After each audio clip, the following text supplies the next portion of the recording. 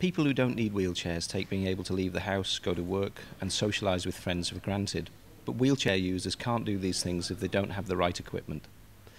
During the course of the committee inquiry, we did hear some positive comments about wheelchair services, but it's clear that there are still many problems in many areas, including long waiting times, particularly in North Wales.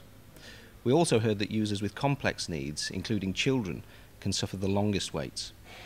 The committee hopes that the recommendations contained in this report will ensure that wheelchair users in Wales get the services that they deserve.